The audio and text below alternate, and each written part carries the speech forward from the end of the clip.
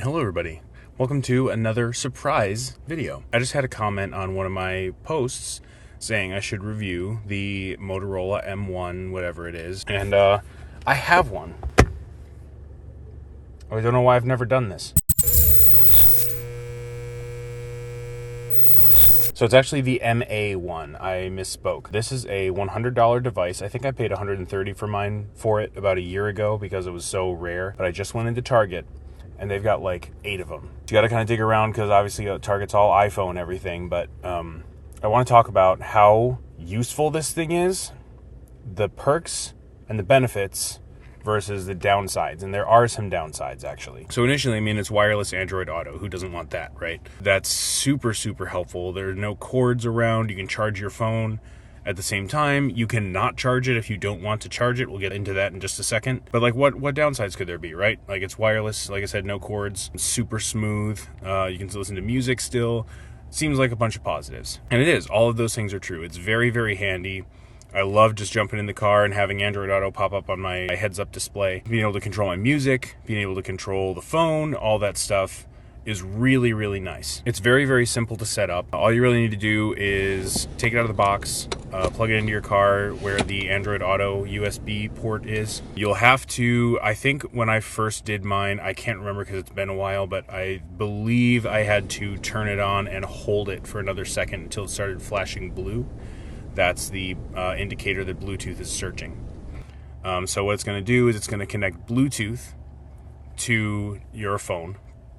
It's going to be called Android Auto EOD, something like that. Probably depends on which model you have or which release date it is or whatever. You're going to select that. It's going to take a second and Bluetooth pair it, and then it's going to hand the Bluetooth off to 2.4 gigahertz Wi-Fi. So you don't have to worry about any of this. This is just for your information. It's really nice because Bluetooth is slower. It is, I prefer 2.4 gigahertz. Same thing with mice. Same thing with almost everything. I have the option for 2.4 versus Bluetooth. I prefer the 2.4. So that's a really good option. I love that they did this.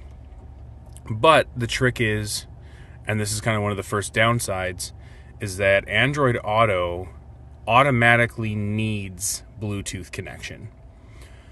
So it's not just like the, your music and your phone calls and all that stuff are going through the 2.4 gigahertz to the car to keep it all uniform.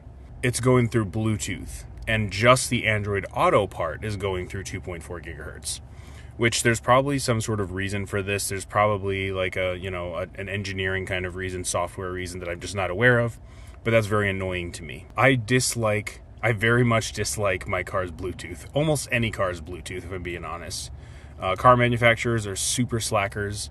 They don't care. They give you like the oldest 2011 Bluetooth 1.0 that they can fit in the car. Because why pay $17,000, $25,000 for a car and get good Bluetooth? That doesn't make sense. All that to say, my Bluetooth with my car will overheat my phone very, very quickly, especially because I live in Virginia where the summertime is usually 95 or above, between 95 and 105 every day for a solid, from July through like mid-September. Just based on the fact that I live in a hot area, my phone is prone to overheat anyway. Again, I haven't tried the Pixel 7 Pro with this. Don't take it as, that. Obviously, it's been cooler since it's been released, but the 6 Pro kind of had that problem anyway, and the cooling wasn't very good, and it would constantly overheat. Like I was saying, I was going to talk about this in a second. That brings me to using this on a trip.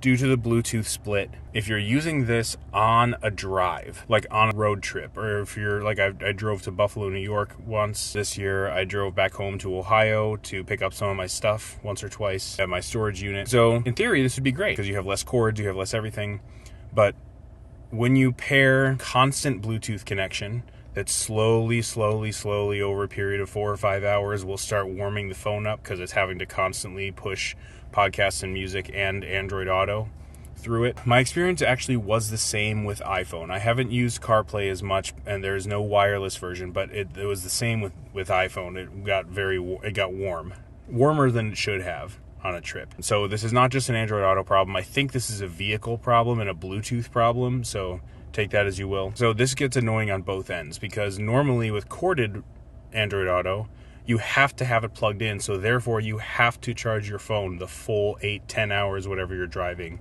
which annoys me. I don't know if that's with anybody else. I don't like just bulldoze charging my phone the whole entire trip. I'd rather just charge it in spurts if I don't need it. I'd rather be, obviously I'm not using it, but I would rather have it at my disposal if I need to like voice reply or take a note or something like that, because that's what I think is when I'm driving. So, you don't have to have it plugged in, which seems good. But you don't have to have it plugged in, and then it also uses a lot of processing power for both Bluetooth and for wireless 2.4 gigahertz Wi-Fi with Android Auto. And then you plug in the phone because it's dying and you want to sporadically charge it. Now it's not charging at full speed, so you've got like that little 1%, trickle charging because the phone's already warm.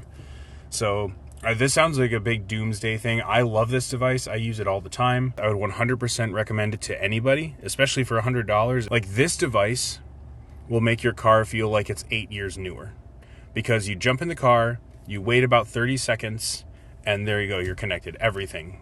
Android Auto, maps on the screen, music playing, anything you need. You just toss your phone in the little holder, and you're good to go. It makes the experience of your already existing vehicle so much better. So on that front, I 100% recommend it to anybody. I give it probably a 9 out of 10. That one being that the Bluetooth and the 2.4 gigahertz aren't very organized and it can overheat the phone, but part of it's not even all Motorola's fault. I think it's mostly the car manufacturer. So I'll take one off for that.